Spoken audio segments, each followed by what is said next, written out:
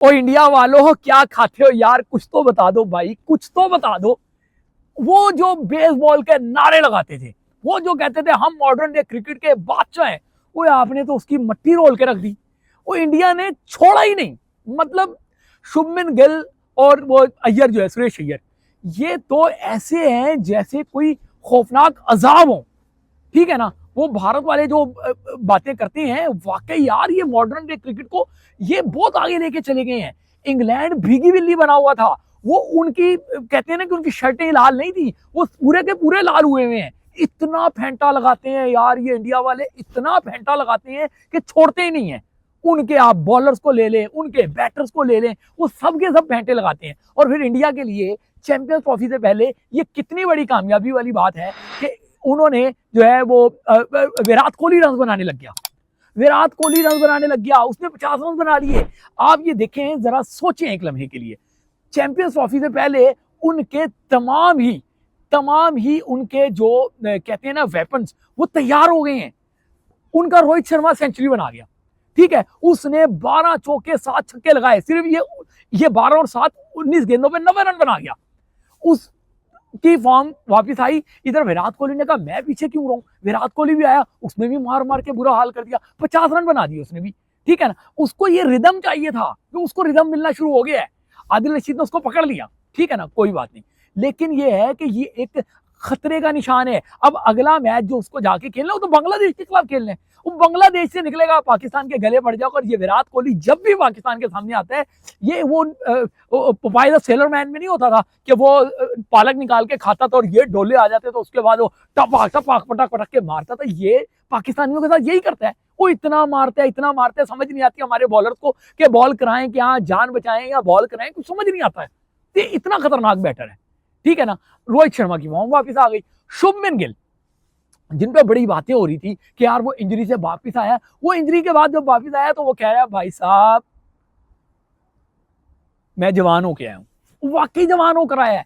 वो हर मैच में रन बना रहा है, हर मैच में रन बना रहा है, जैसा चाह रहा है वैसा मार रहा है। ये इंग्लैंड के बॉलर हल्के बॉलर नहीं थे। जैसे पाकिस्तान अभी जनूबी अफ्रीका के खिलाफ जीता है, तो जनूबी अफ्रीका की फुल स्ट्रेंथ नहीं थी वहां पे। सही है ना। रबादा नहीं था, उनके नहीं थी स्ट्रेंथ। लेकिन ये तो अपनी फुल स्ट्रेंथ के साथ आ रहे हैं, मारकूट सही है, तेज तरीन बॉल कराने वाला। उसके अलावा जो आदिल रशीद, सबको पता है कि एक अच्छा स्पिनर है, जो उनके सामने आ रहा है वो किसी को नहीं बख्शते भाई। उनके बच्चा बच्चा मारता है, उससे जान छूटती है शुभमन गिल से। वो नीचे जो है ना सुरेश अय्यर खड़ा है, उसकी भी फॉर्म लगी हुई है। वो भी बता रहा है कि भाई साहब मैं अब बदल चुका हूं, अब मैंने वो कहते हैं ना टॉप गियर लगा लिया हुआ है। वो छोड़ ही नहीं रहा, वो भी बड़ा फेंटा लगा रहा है। उधर से आप बच बचा के आगे बढ़ेंगे, आपको आगे अक्षर पटेल पड़ जाता है, आपको जडेजा पड़ जाता है, आपको पांड्या पड़ जाता है। यार ये टीम, मतलब इस टीम के बाद इतने हैं। और फिर इस मैच में भी राणा जो है ना, मैं कह रहा हूं ना कि टीमें कहेंगी राणा जी माफ कर दो, गलती मारे से हो गई कि हम आपको हल्का ले रहे हैं। ये लिख के रख लें, चैंपियंस ट्रॉफी में ये लौंडा जो है ना, ये लड़का जो है ना, ये बता देगा भाई मुझ में बड़ा दमखम है। टीमें ये समझ रही हैं कि जो जसप्रीत बुमराह नहीं होगा, बिल्कुल जी वो नहीं होगा, तो टीम इंडिया को फर्क नहीं पड़ेगा उससे। ठीक है ना। टीमें समझ रही है कि हमारे लिए हल्की खबर है। ऑल्दो के पाकिस्तान के जो क्या नाम है coach, head coach Aqib Javed, उनकी मैं एक स्टेटमेंट पढ़ रहा था, वो कहते हैं कि जी हमें इससे फर्क नहीं पड़ता। वो सर फर्क वाकई आपको नहीं पड़ता। सही है ना। फर्क तो तब पड़ेगा ना जब मैदान लगेगा, और जब मैदान लगेगा फिर देखेंगे कि फर्क पड़ता है कि नहीं पड़ता। फर्क इसलिए नहीं पड़ता कि वो होता तो भी विकेटें गिरनी थी। अब हर्षदीप राणा जो है वो भी जो है ना आता है और विकेटें गिराता है, तो उनके पास तो एक से बढ़ के एक है। फिर उन्होंने क्या कर दिया, उन्होंने वरुण चक्रवर्ती को स्क्वाड में शामिल कर दिया। जायसवाल को उन्होंने कहा जी हमारे पास बैटर्स की बहुत लंबी तादाद है, बड़ी लंबी लाइन पड़ी है, तुम तो भाई साहब जरा बैठो ना घर। सही है। जायसवाल को उन्होंने बिठाया घर और वरुण चक्रवर्ती को अंदर लेकर आ गए। अब वो वरुण चक्रवर्ती ऐसी चकमा देती हुई गेंदें कराता है, जो पाकिस्तान में चकमा कहते हैं घूमने वाली को ना, ऐसी घूमती हुई गेंदें कराता है यार कि वो लड़का पकड़ाई में नहीं देता।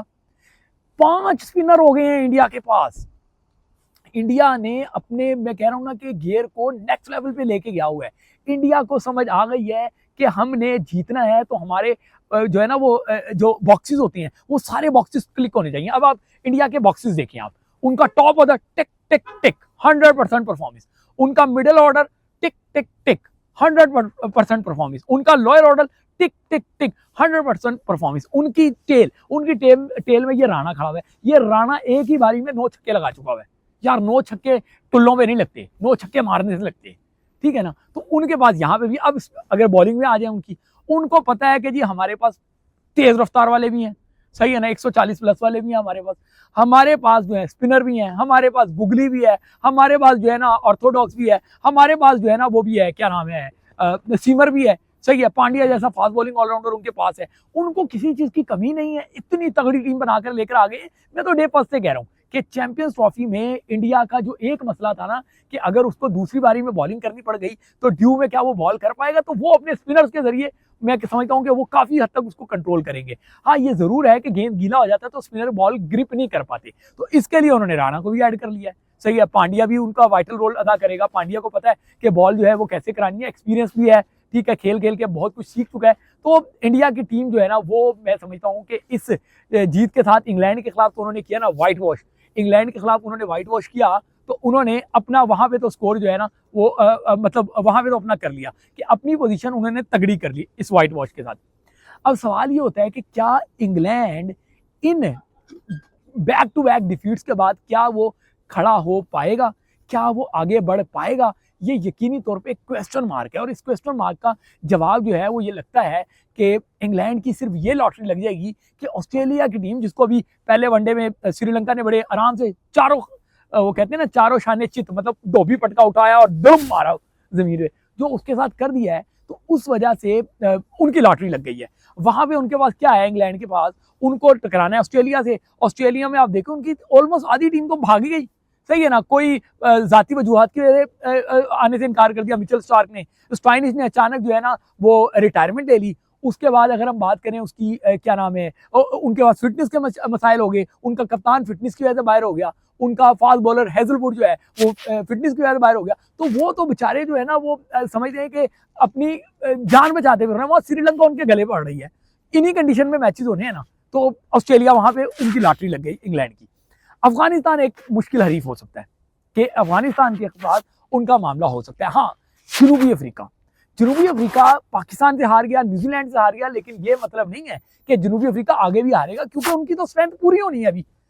इस टीम ने जिसने ट्राई नेशन सीरीज खेली, पहले 9 खिलाड़ी नहीं थे, फिर दूसरे मैच में उनके गालिबन 8 खिलाड़ी नहीं थे, ऑलमोस्ट आधी टीम तो उनकी खेली नहीं है, ठीक है। तो जनूबी अफ्रीका उससे कंटेंडर बड़ा मजबूत है।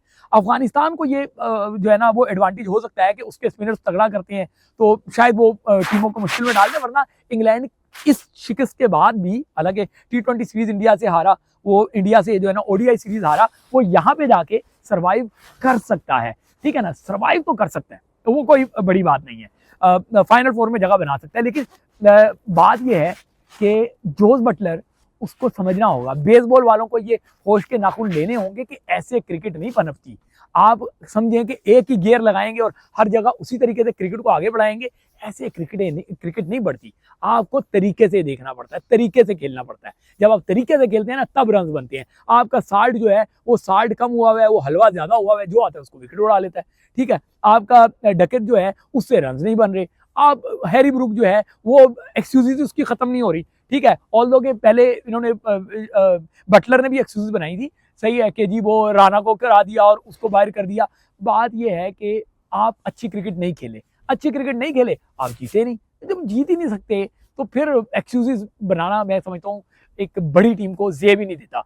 अब आगे देखते हैं कि टीमें जो है वो किस तरीके से रिस्पॉन्ड करती हैं, किस तरीके से चलती हैं। लेकिन ये बात मानना होगा कि इंडिया के क्या तजर्बेकार और क्या नए, वो सब के सब यार सारी टीमों के लिए बहुत मुश्किल बन जाएंगे।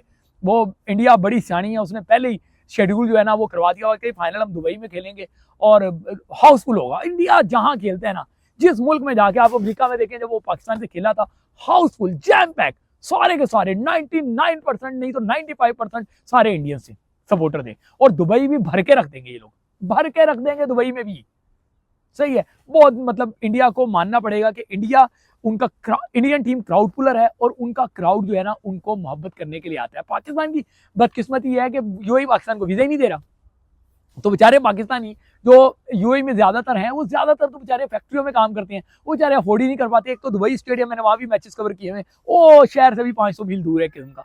तो देखते हैं आगे जाके क्या होता है। बहरहाल इंडिया वेल डन, जो क्रिकेट खेल रहे हो भाई, डिजर्व करते हो चैंपियन बनना। देखते हैं पाकिस्तान अपने टाइटल का दिफा कर पाएगा या नहीं कर पाएगा, लेकिन आप तो फेवरेट हो फाइनल की दौड़ के लिए।